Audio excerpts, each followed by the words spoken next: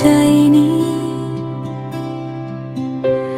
তাই পাওয়ার আনন্দ তোমাকে বেশি আকর্ষণ করেনি।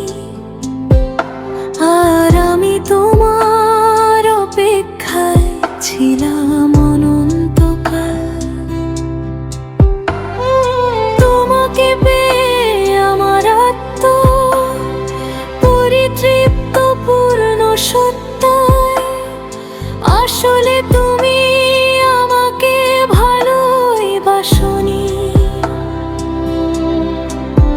আমি তোমার জন্য জনম ভালোবাসা সাজিয়ে বসেছিলাম, তোমাকে অর্পণ করব বলে, তোমাকে অর্পণ করব বলে। তবে